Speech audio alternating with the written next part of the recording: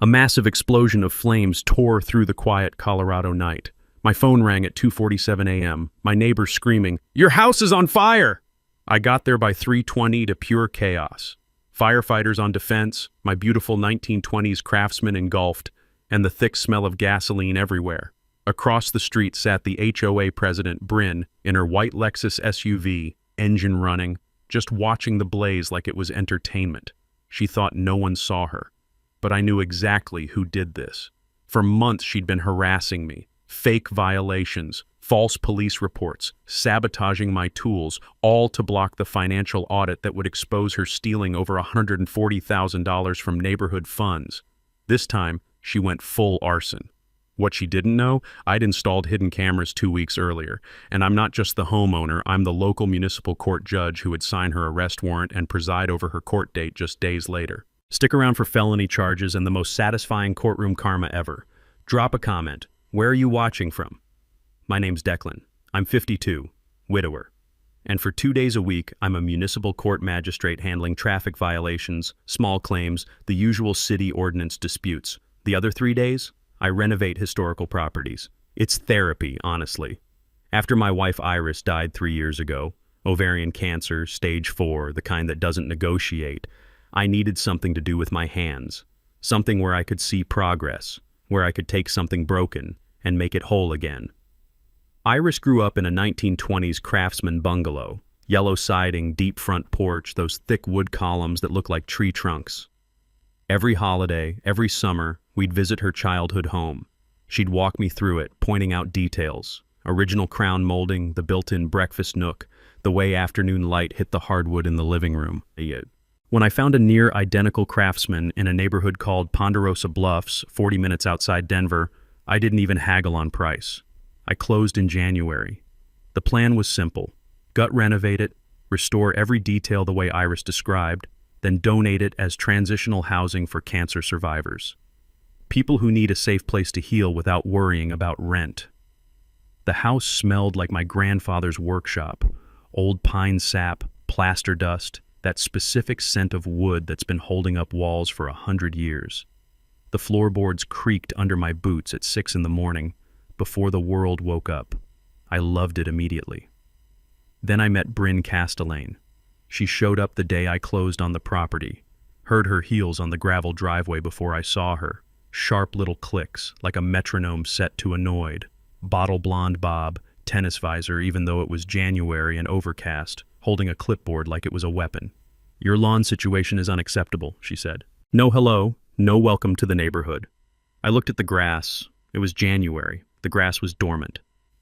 "CC&Rs state grass height maximum 2.5 inches, she continued, pulling out a tape measure. An actual tape measure, like she was about to prove a point. "This is 4.7. I measured." I laughed. Thought she was joking. She wasn't joking. $150 fine, she said, handing me a pre-printed violation notice. "Certified mail follows." Her perfume hit me next, something aggressively floral, like someone stuffed funeral lilies into a bottle of Windex, the kind of scent that makes your sinuses hurt. "I'm Bryn Castellane, HOA president, 4th term." She said it like she was announcing royalty. I introduced myself, kept it polite, figured it was just bureaucratic overzeal. Small-town HOA president with too much time on her hands. Over the next 3 weeks, I got 7 more certified letters. 7. Mailbox, wrong shade of black. Apparently, graphite noir is unacceptable. Only midnight onyx meets code. Construction dumpster visible from the street, even though I'd applied for the permit and it was still pending. Work truck parked in my own driveway overnight. Unapproved exterior paint sample, which was me testing wood stains on the back porch, completely invisible from the street. I started noticing a pattern. My neighbors had the same violations, same mailbox color, same work trucks, same construction mess. But they weren't getting letters, just me. Then Bryn said something that made the hair on my neck stand up. "This neighborhood has standards," she said, standing on my porch, looking at my renovation supplies. "We can't have it looking like a construction yard for those people who flip houses for Section 8. The way she said "those people," I tasted metal in my mouth. Adrenaline, anger, the specific flavor of recognizing a dog whistle when you hear one. That's when I knew this wasn't about grass height. Late February. I'm replacing the electrical panel, hired a licensed electrician, pulled all the permits, everything by the book, when a county building inspector shows up. Got a complaint, he says, looking uncomfortable. Unpermitted electrical work. I show him my permits, show him the electrician's license, show him the inspection schedule we'd already filed. The inspector, older guy, name tag says Ernesto, looks at the paperwork, then at me. Yeah, I figured. Want to see the complaint photos? He shows me his tablet. It's pictures of exposed wiring, junction boxes hanging open, electrical tape wrapped around frayed connections. Dangerous stuff. Except none of it's from my house. That's the previous owner's work, I say. I'm fixing that. That's why I hired a licensed guy. Ernesto nods slowly. I believe you, but I still gotta shut you down for 2 days pending re-inspection. Complaints on file, gotta follow protocol. 2 days. $1,200 in lost contractor time because the electrician can't just sit around waiting. Can I ask who filed the complaint? I already know. Ernesto closes his tablet, lowers his voice. This is the third call from her this month. Different properties. She's persistent. After he leaves, I sit in my truck and do something I should have done 3 weeks ago. I pull every HOA meeting minute for the past 18 months. They're public record in Colorado. Anyone can request them. I spend 6 hours reading through bureaucratic nonsense, and that's when I find it. 3 board members got identical violations that I got. Mailbox colors, work trucks, construction mess. But their violations were waived in closed session votes. No explanation, just waived. I find something else too. The HOA pays a management company $8,500 a month for a 47-home neighborhood. I pull up industry standards. Should be $2,800, maybe $3,000 tops. $8,500 is insane.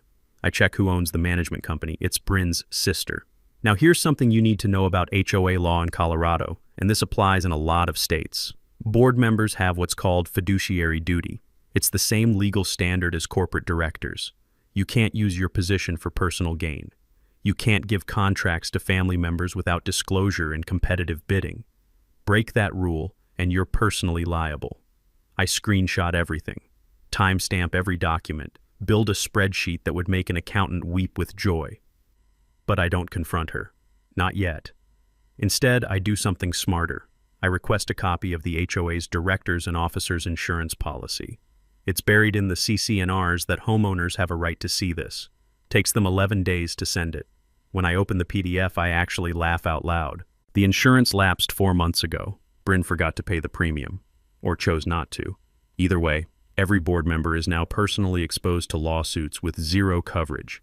I print 3 copies of the lapsed policy. I send them anonymously to 3 homeowners whose waiver requests got denied. One of them's a retired school teacher named Maureen, another's a veteran named Gil. Within 48 hours, Maureen and Gil show up at the next HOA meeting. They bring printouts of the board members' waived violations. Why did they get waivers and we didn't? Maureen asks, voice shaking but firm. Bryn goes rigid. Those were different circumstances. Different how? Gil asks. He's 68, served 2 tours in Iraq, not the kind of guy who backs down. Because it looks like favoritism to me. Bryn's face flushes. You're harassing HOA officers. That's a finable offense. So's breach of fiduciary duty, Gil shoots back. The meeting falls apart. 2 board members resign on the spot. 3 days later, I find a note on my truck windshield. Judges shouldn't play contractor. Someone could get hurt. I hold the paper up to my nose. Funeral lilies and Windex. My jaw tightens. She knows what I do for a living now. Someone talked. Small towns are like that. Gossip spreads faster than the flu. Most people would back off at this point. File a police report maybe. Get a restraining order. But I spent 3 years watching my wife fight an enemy she couldn't see, couldn't negotiate with, couldn't intimidate. Cancer doesn't care if you're scared. It just keeps coming. I learned something from Iris during those 3 years. When you're facing something relentless, you don't flinch. You don't blink. You outlast it. Late March. I'm at the courthouse. It's a Wednesday. I've got a full docket of traffic cases when my phone rings at 2:15 in the afternoon. It's Gil. Declan, you need to get to your house. Something's wrong. I'm there in 30 minutes. There's a sheriff's cruiser in my driveway. I walk in through the back door, the one I always leave unlocked during the day because contractors are in and out, and I see it immediately. My table saw. The power cord's been cut. Not frayed, not damaged, cut. Clean slice like someone used wire cutters. In the back room, the one where I'd just refinished the hardwood floors, there's paint thinner spilled everywhere. The can's empty, tipped on its side. The finish is bubbling and peeling. Ruined. The door to that room was locked. I know it was locked. Deputy Caitlin, young woman, maybe late 20s, is taking notes. "Mr. Declan," she says, "Ms. Castellane filed a report this morning. She claims you threatened her at last night's HOA meeting." I stare at her. I wasn't at the meeting. I was here, in court. I pull out my phone, show her my calendar. I had docket until 7 p.m. Caitlin looks at the calendar, then at her notes. She said it was around 6:30. I have time-stamped court records. I was 40 miles away. I pull up the courthouse parking log on my phone. Every judge's vehicle gets logged in and out for security. See? Logged out at 7:14 p.m. Caitlin writes this down carefully. Her sister confirmed the threat, says she witnessed it. Of course she did. Bryn's sister, the one billing the HOA $8,500 a month. "Deputy," I say slowly, "I'm a municipal court magistrate. Do you really think I'd threaten someone, especially an HOA officer, knowing it'd end my career?" She looks at me for a long moment. "No, sir, I don't. But I still have to take the report." "I understand. Can I file a counter report? Vandalism, breaking and entering?"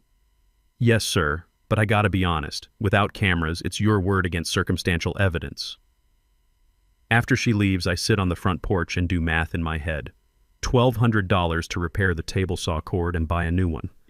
$800 to resand and refinish the floor, another $400 in lost time. $2,400. It's not the money that bothers me, it's the message. I can get to you anytime. That night, I'm Googling security camera systems when I remember something a lawyer once told me during a property dispute case. In Colorado, if 10% of homeowners petition for an independent audit, the HOA board has to comply. It's state law. They can't refuse.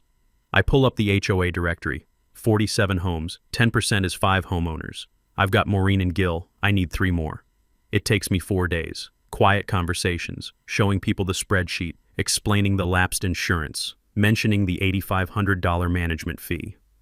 By Sunday, I've got 7 signatures. We filed the petition on Monday morning, certified mail, CC'd to every homeowner in the development. Bryn calls an emergency board meeting for that Wednesday. Closed session, which is illegal under Colorado's Open Meetings Act, by the way.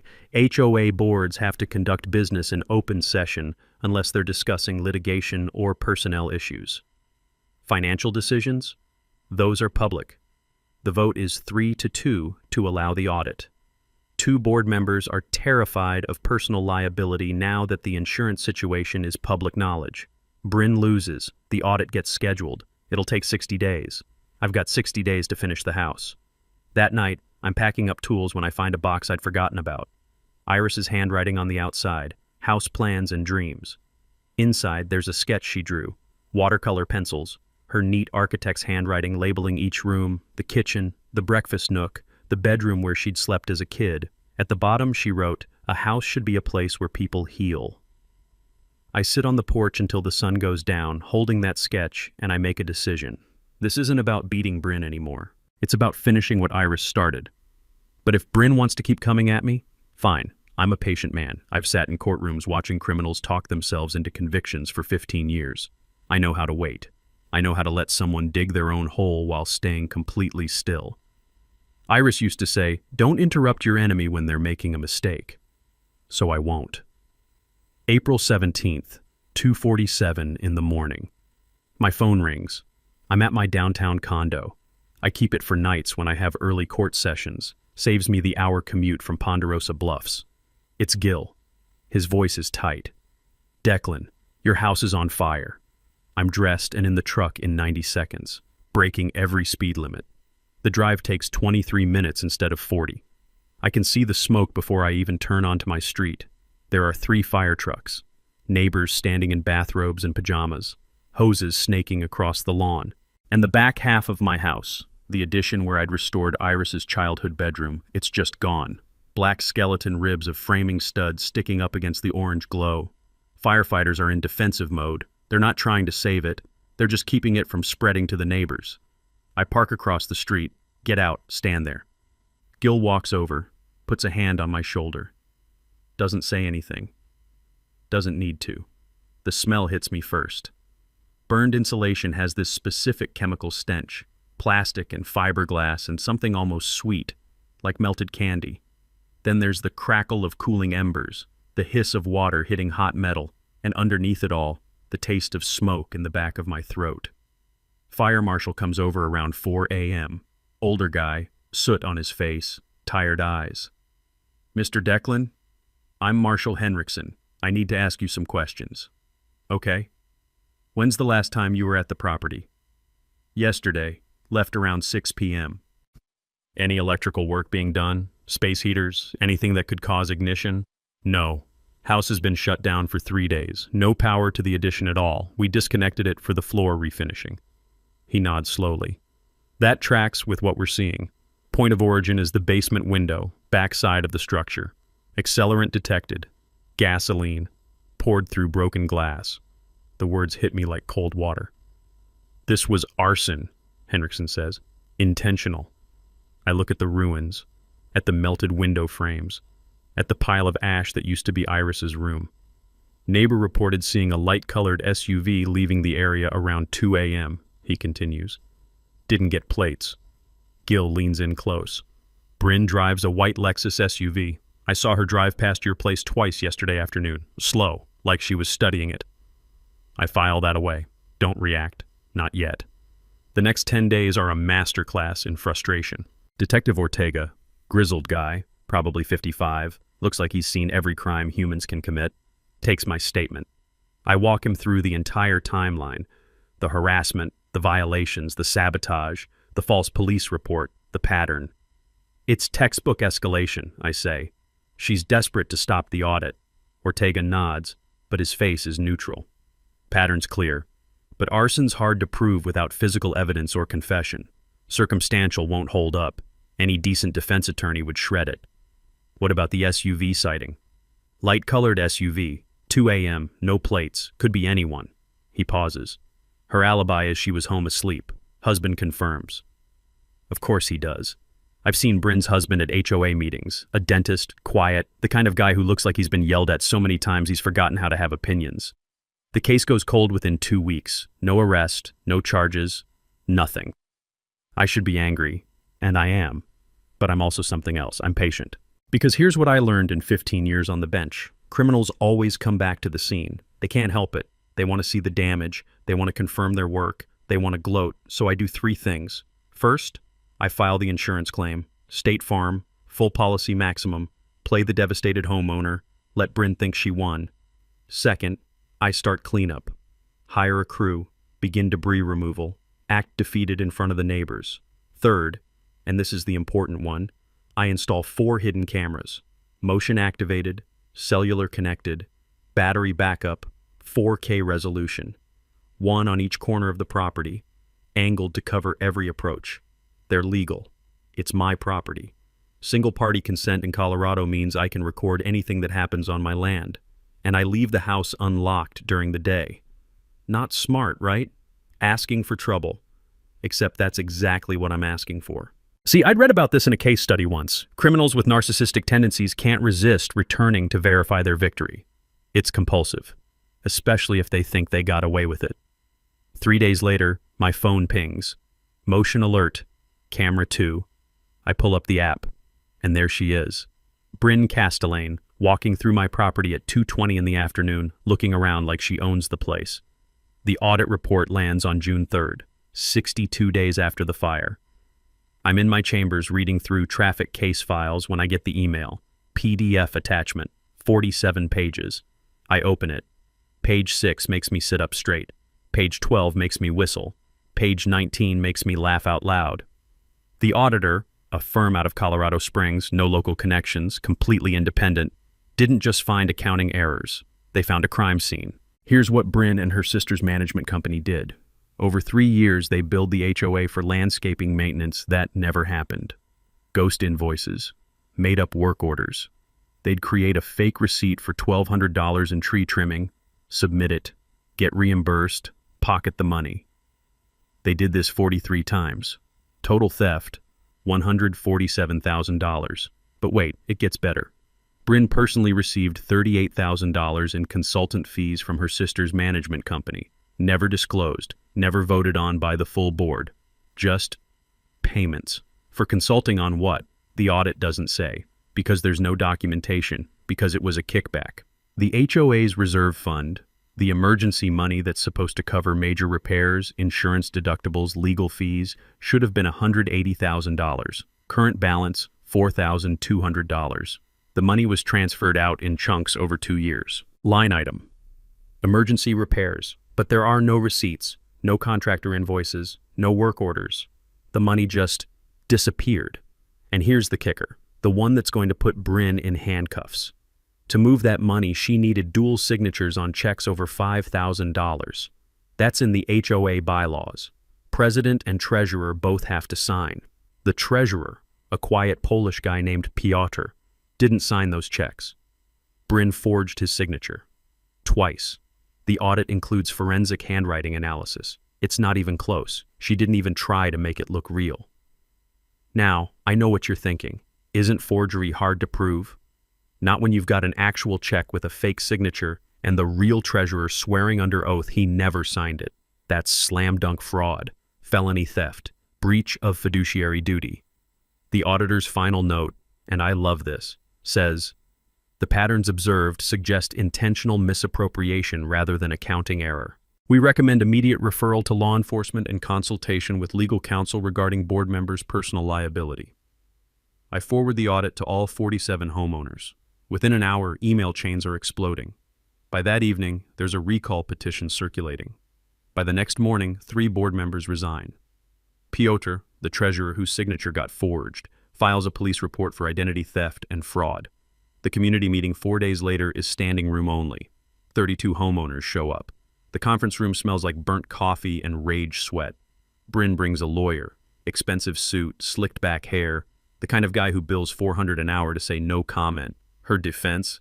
Accounting errors. My sister's bookkeeper made mistakes. We'll pay it back. Maureen stands up.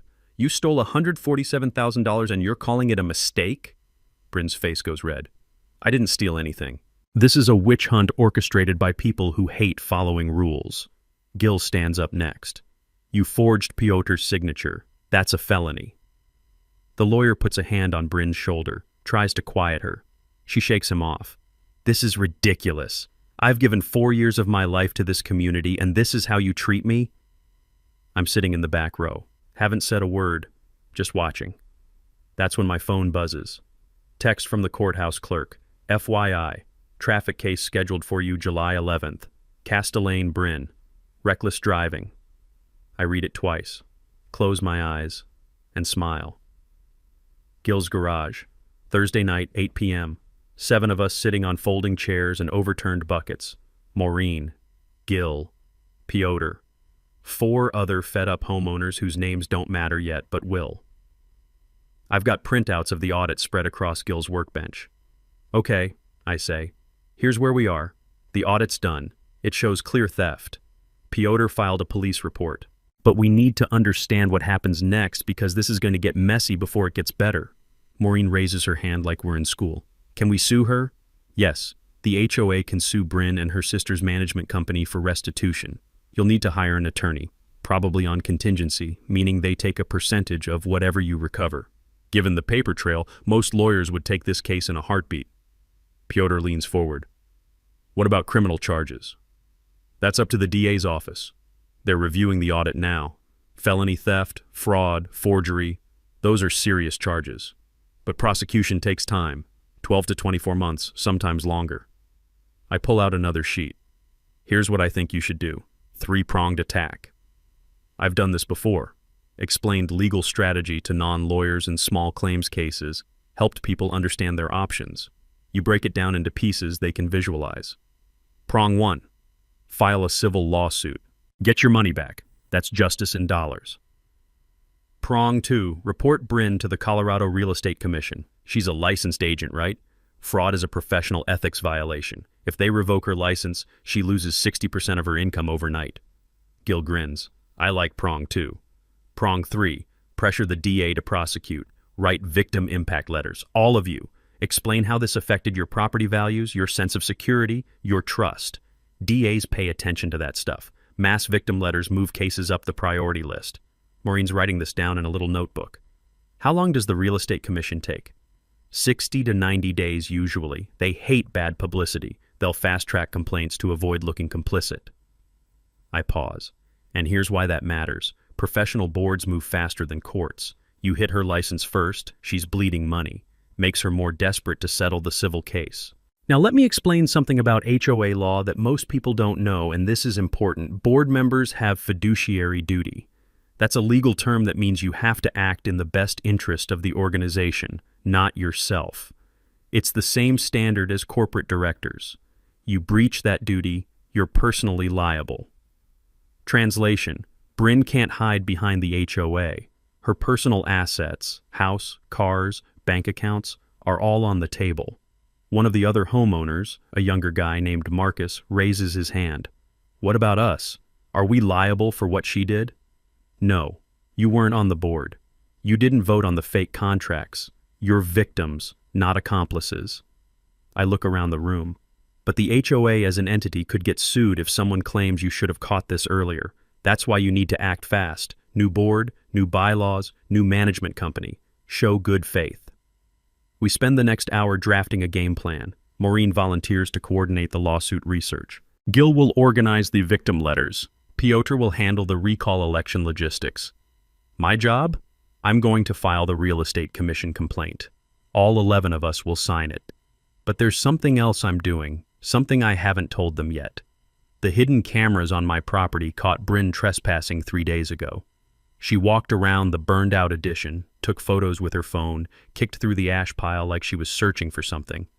Then she picked up a piece of melted copper pipe and put it in her purse.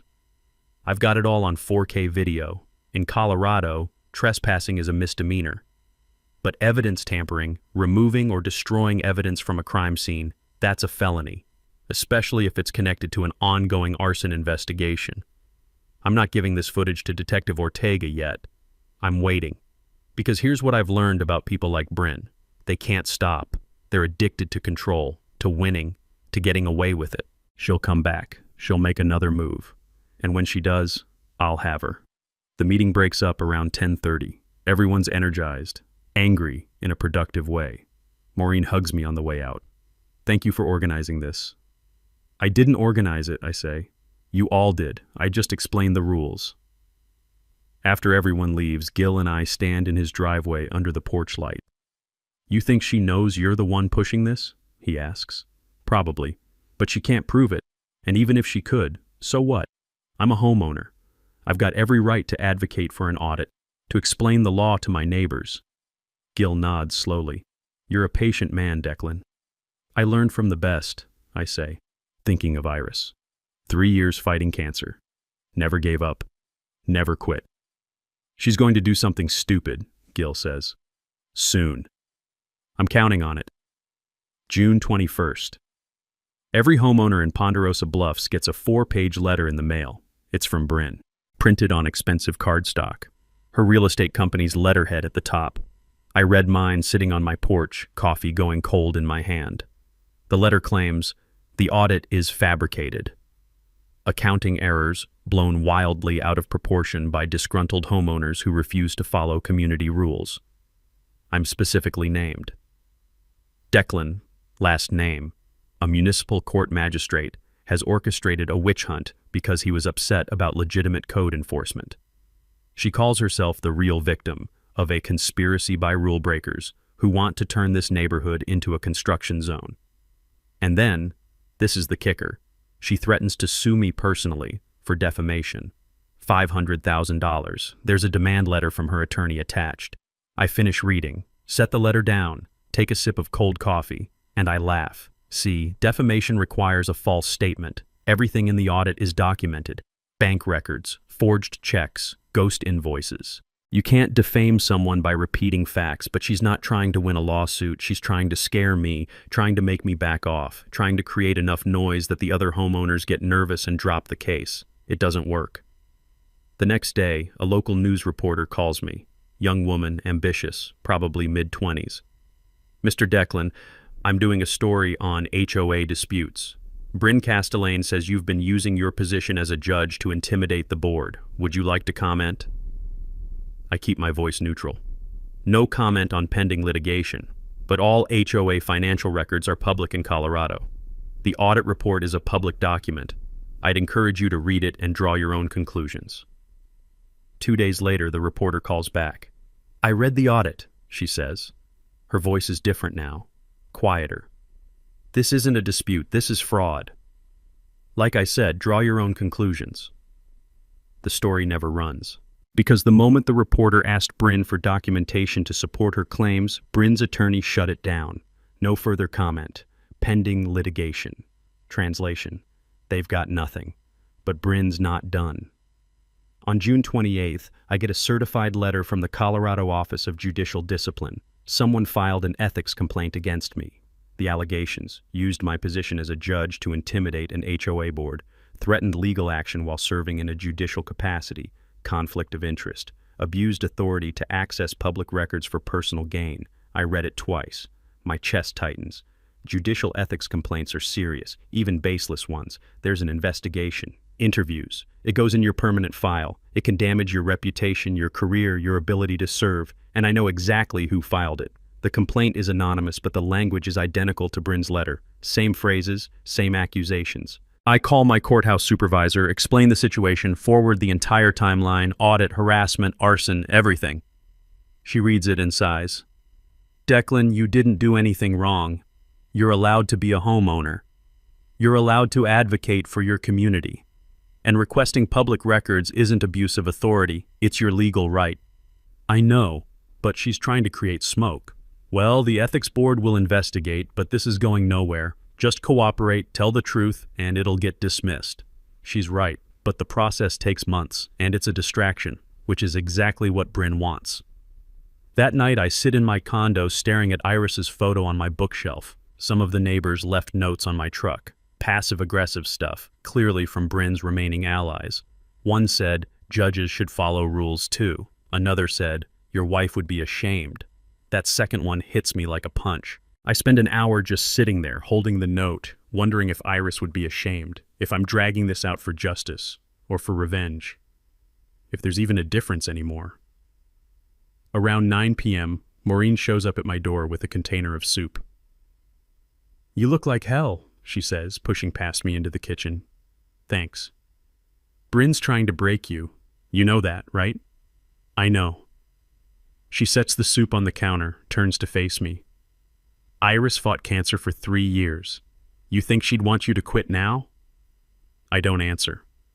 When my husband died, Maureen says, people kept telling me to move on. Let it go. Stop being angry. You know what I learned?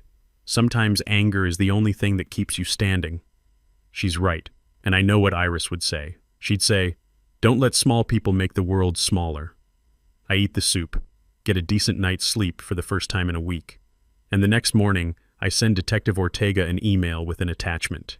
Subject line, evidence in arson case, trespass and tampering. The attachment is 43 seconds of 4K video showing Bryn on my property, removing evidence. 3 hours later, Ortega calls. I'm taking this to the DA today. July 7th, 8:45 p.m. There's a knock on my condo door. I'm not expecting anyone. I check the peephole. It's Bryn. My address isn't public. I don't use it on any HOA documents. She had to dig for this. Property records, maybe, or she followed me. Either way, it's borderline stalking. I open the door but don't invite her in.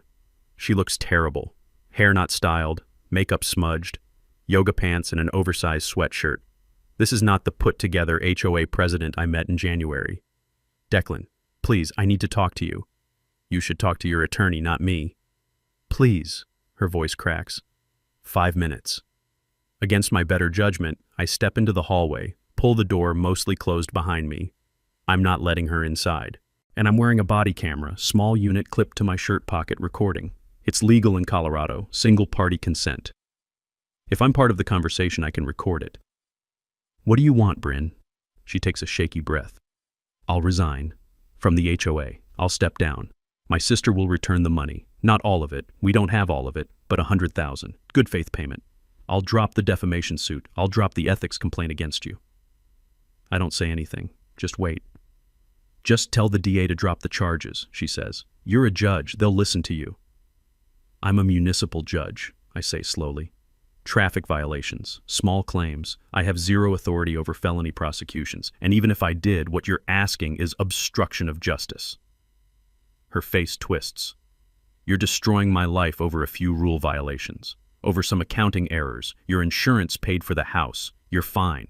But you can't just let it go, can you? Accounting errors? My voice stays level. Calm. You stole $147,000. You forged signatures. You committed arson. I didn't... She stops, breathes.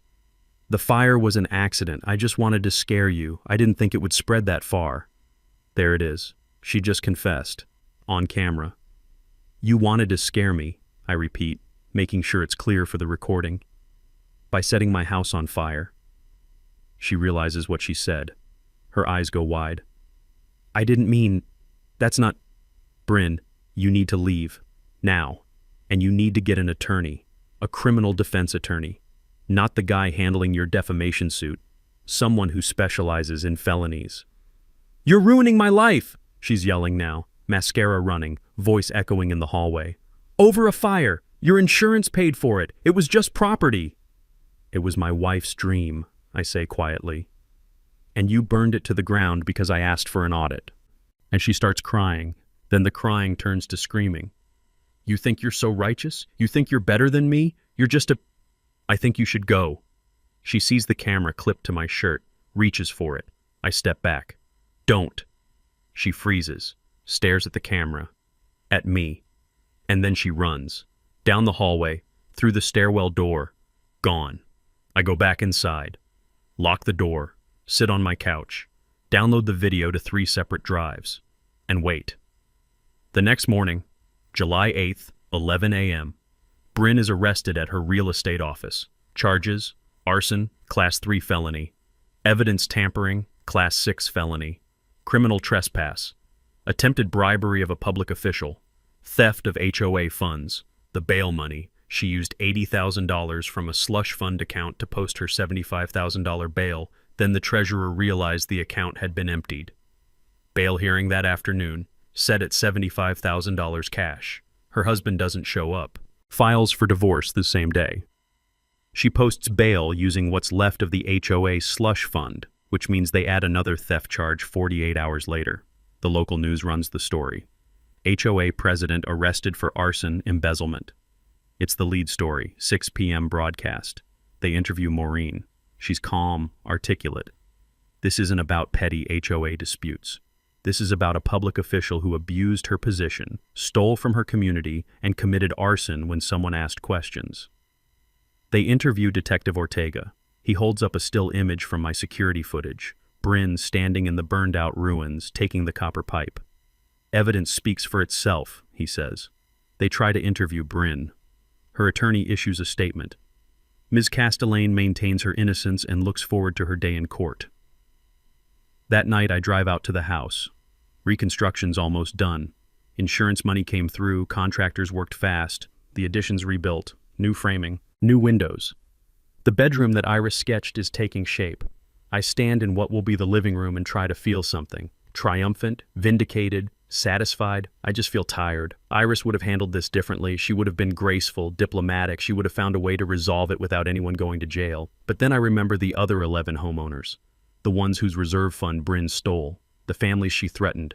The culture of fear she created.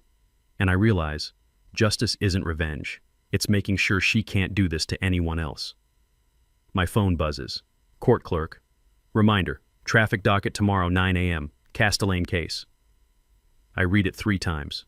Tomorrow, July 11th, 8:45 a.m. I'm in my chambers putting on my robe. Black polyester, zipper up the front, Colorado state seal on the left breast. I've worn this thing 1,000 times. It should feel normal. Today it feels like armor.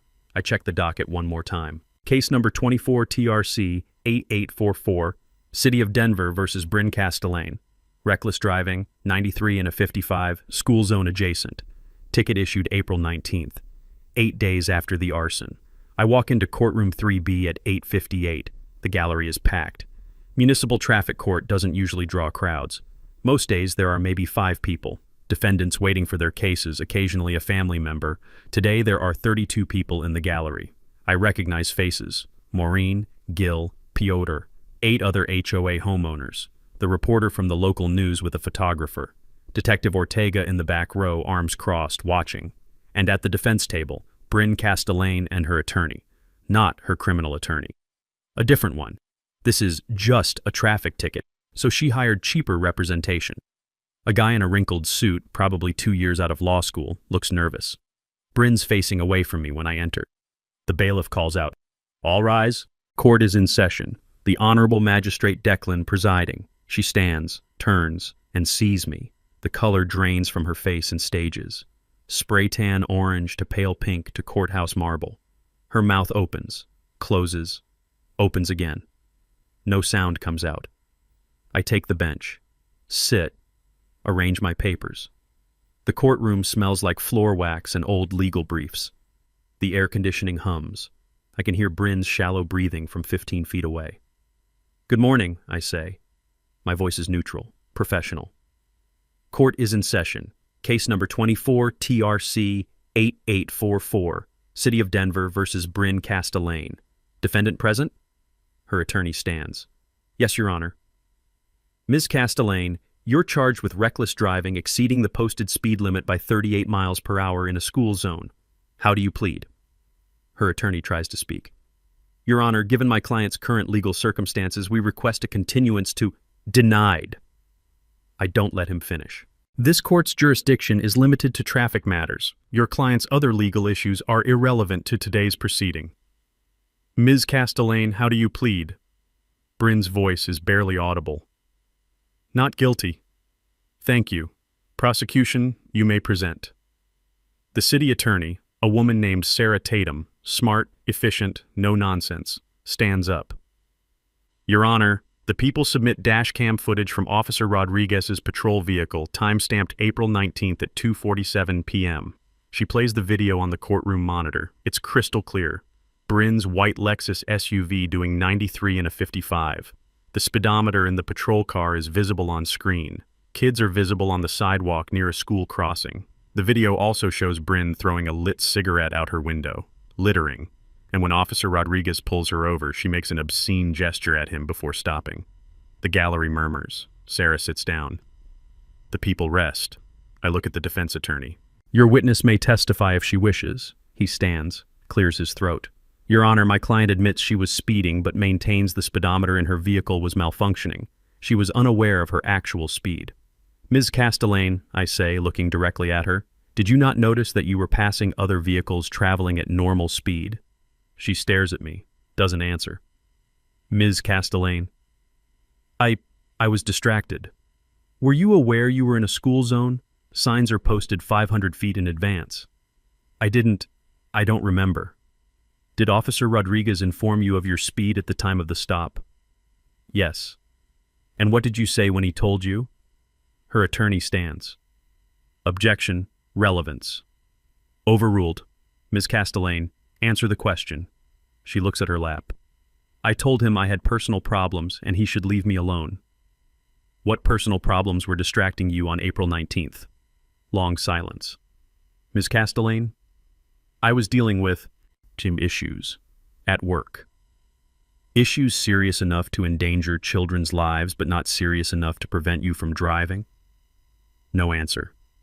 I let the silence hang for 10 seconds. 20. "Ms. Castellane, I find you guilty of reckless driving as charged. Fine of $1,200, 6 points on your license, mandatory driver improvement course. For the littering offense, additional $500 fine. For reckless endangerment in a school zone, 40 hours of community service." Bryn stands up. Her voice cracks. "This is bias. You're punishing me because of the HOA." The courtroom goes silent. I lean forward, keep my voice calm. "Ms. Castellane, I have presided over 1,400 traffic cases in this courtroom. Every defendant who endangered children in a school zone receives this penalty. You are not special. You are not exempt. You are not a victim." I pause. "The difference is most defendants show remorse." Her face twists with rage. You think you're so righteous? You're just a... My gavel comes down once. Sharp crack. Contempt of court. Additional $500 fine. Deputy, please escort the defendant out. Officer Caitlin, same deputy from the false police report months ago, walks over. Bryn's crying now, shoulders shaking. Caitlin takes her arm gently, leads her toward the door. The gallery sits frozen. As the door closes behind Bryn, there's a beat of silence. Then quiet applause breaks out. I don't acknowledge it. Just gather my papers, rise, and exit through the side door. The crack of the gavel still echoes in my ears. October 15th, 6 months after the fire. Bryn takes a plea deal. Her attorney calls it pragmatic. The DA calls it justice. She pleads guilty to arson and evidence tampering. The other charges get dropped as part of the agreement. Sentencing: 4 years in prison, 3 suspended, 1 year served, then 3 years probation. 800 hours of community service after release. Full restitution to me. $127,000. Payment plan over 10 years. Permanent restraining order keeping her away from Ponderosa Bluffs. The Colorado Real Estate Commission revokes her license. Permanently. No chance of reinstatement. The HOA's civil lawsuit settles out of court. Bryn's sister's management company pays $183,000. The company's LLC declares bankruptcy. The sister's personal assets get seized to cover the judgment. The HOA gets its money back. New board elected. Maureen as president. Piotr as treasurer. First order of business: slash the management fee from $8,500 to $2,000 a month. Hire a reputable firm with 0 family connections to board members. Dues get reduced 40%. The neighborhood feels different now. Lighter. People actually wave to each other. There's a community garden going in where the old management company used to store equipment. My house gets finished in February, 10 months after the fire. I'm standing in the entryway holding a brass plaque that says, Iris's house, built with love, restored with purpose. I mount it next to the front door. The first resident moves in 3 days later. Her name is Shayla, 34 years old. Breast cancer survivor, stage 3, finished chemo 6 months ago. Single mom, 2 kids, a 10-year-old boy named Marcus and a 7-year-old girl named Lily. They get to live here rent-free for 12 months. That was always the plan. That was Iris's dream. Shayla cries when she sees the house, walks through each room touching the walls like she can't believe it's real. You're sure? She keeps asking. You're sure this is real? It's real, I tell her. Take your time, heal. That's what this place is for. Over the next few months, something unexpected happens. The house becomes a gathering place. Maureen starts hosting her book club there. Shayla likes the company. Gil runs chess lessons for neighborhood kids in the living room on Saturday mornings. Marcus, Shayla's son, starts learning carpentry from me. Basic stuff: how to use a tape measure, how to drive a screw straight. He calls me Uncle Deck. I didn't plan for that, but I'll take it. With the restitution money from Bryn, $127,000, I do something Iris would have loved. I create a nonprofit, the Iris Fund. Mission: transitional housing assistance for cancer survivors in the Denver metro area, rent subsidies, home modifications for accessibility, legal advocacy when insurance companies deny claims. First year, we help 14 families stay housed during treatment. We launch an annual fundraiser, the Ponderosa Hope Festival, summer block party, food trucks, live music, craft vendors, raised $38,000 the first year. Bryn's crime, her arson, her theft, her cruelty, ended up unifying a community and creating lasting good. There's an irony there that I think Iris would appreciate. People ask me sometimes if I feel bad that Bryn went to prison. Honest answer: no. She had 100 chances to stop, 100 opportunities to admit fault, to apologize, to make it right. She chose escalation every time. But I do think about her. Wonder if she understands what she destroyed. Not the house. That got rebuilt. But trust. Safety. The idea that communities can be places where people look out for each other instead of tearing each other down. I'm sitting on the porch of Iris's house at sunset. Shayla's kids are playing in the yard. Maureen's inside making dinner. She does that sometimes, says the kitchen's too nice not to use. Gil's on his way over for chess. And I realize this is what Iris wanted. Not revenge, not punishment, just people healing. Together. So here's my question for you. What's your worst HOA nightmare? Drop it in the comments. The craziest story gets featured next week. And hit that subscribe button for more stories where the underdog actually wins. because sometimes justice isn't just a feeling, it's a choice. Thanks for watching.